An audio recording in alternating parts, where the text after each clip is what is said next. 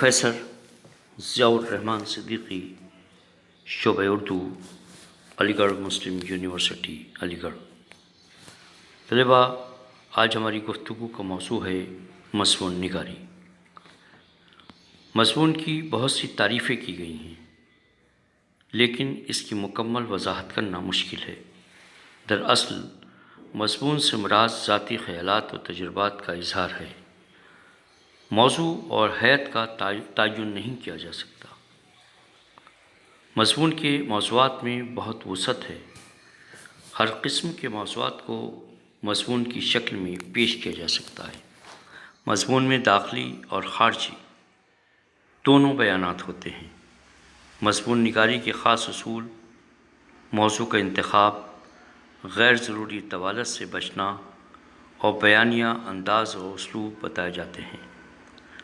ہر مضمون نگار کا اسلوب منفرد ہوتا ہے۔ مضمون کی سب سے اہم بات یہی ہے کہ اس میں ہر جگہ انفرادیت ظاہر ہو۔ مضمون میں صاحب مضمون کی شخصیت نظر آتی ہے۔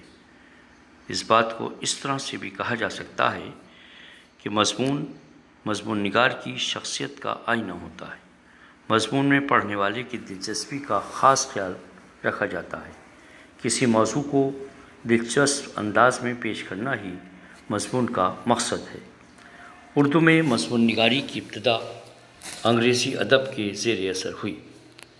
سب سے پہلے سر سید احمد خاں نے سید الاخبار میں مضمون لکھ کر 1836 میں مضمون نگاری کی ابتدا کی۔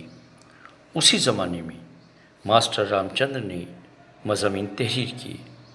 سر سید نے اپنے مضامین سے سماجی اصلاح کا کام لیا، جبکہ ماسٹر رام چندر نے سائنس کے موضوعات پر مضامین لکھے۔ سر سید احمد خاں نے اپنا رسالہ تہذیب الاخلاق جاری کیا تو اس میں ان کے رفقا نے بھی مختلف موضوعات پر مضامین لکھے۔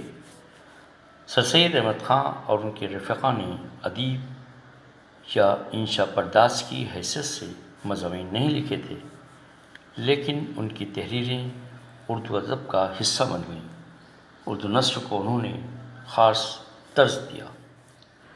سر سید کے رفقا میں حالی، شبلی، ذکاء اللہ، وقار الملک، محسن الملک اور چراغ علی وغیرہ شامل ہیں۔